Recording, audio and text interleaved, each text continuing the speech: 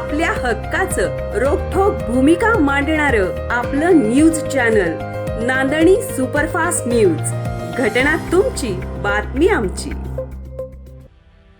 चितळी येथे जुन्या वादातून माजी सैनिकाचा खून, मुख्य आरोपीसह तिघांना अटक, एक जण फरार।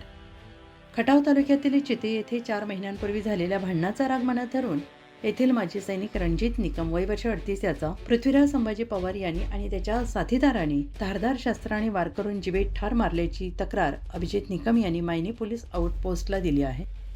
पोलिसांकडून मिळालेली माहिती अशी, रणजित निकम हे 4 वर्षापूर्वी सैन्य दलातून निवृत्त होऊन गावी वास्तव्यास आले होते। त्यांनी इतरत्र नोकरी न करता शेती करणे पसंत केले। आपल्या कुटुंबासही शेती करत होते। त्याच दरम्यान गावातीलच पृथ्वीराज संभाजी पवार यांच्याशी 4 महिन्यापूर्वी रणजित यांचा किरकोळ वाद झाला होता आणि त्या वादात पृथ्वीराज आणि रणजित यांच्यात मोठी बाचाबाची झाली। त्याचाच राग मनात धरून पृथ्वीराज रणजितच्या मागावर होता। काल दिनांक 18/2/2026 रोजी सायंकाळी 7च्या सुमारास रणजित निकम हे आपल्या मोटारसायकलवरून मुख्य बाजारपेठेजवळ असणाऱ्या तालमीजवळ उभे असताना संशयित पृथ्वीराज पवार, पवन संतोष पवार, संतोष महादेव पवार, भरत शशिकांत पवार, विश्वजित उर्फ यश संतोष पवार यांनी आपल्या सोबत आणलेल्या धारदार शस्त्राने रणजित निकम यांच्या छातीवर, पोटावर, मानेवर वार केल्यामुळे रणजित निकम हे रक्ताच्या थारोळ्यात कोसळले। आजूबाजूला उभे असलेल्या ग्रामस्थांनी आरडाओरडा ऐकून तिकडे धाव घेतली।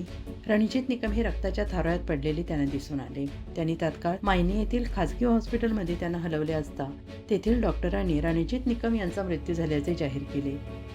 या संदर्भात रणजित निकम यांचे बंधू अभिजित निकम यांनी मायनी पोलीस आउटपोस्ट येथे या सर्व आरोपींच्या विरोधात तक्रार दाखल केली आणि या संदर्भात वडूज पोलीस स्टेशनचे पोलीस निरीक्षक घनश्याम सोनवणे यांनी तपासाची चक्रे फिरवत यातील मुख्य आरोपी पृथ्वीराज पवार, पवन पवार, संतोष पवार यांना अटक केली असून यातील एक आरोपी विश्वजित उर्फ यश संतोष पवार हा अल्पवयीन असल्यामुळे अटक करता आली नाही, तर भरत पवार हा फरार आहे।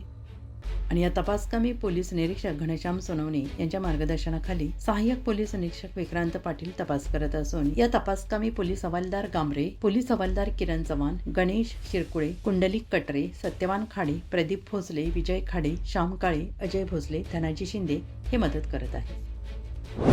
अशाच ताज्या घडामोडी पाहण्यासाठी आजच आपल्या नांदणी सुपरफास्ट न्यूज या यूट्यूब चॅनलला लाईक करा, शेअर करा आणि सबस्क्राईब करायला विसरू नका।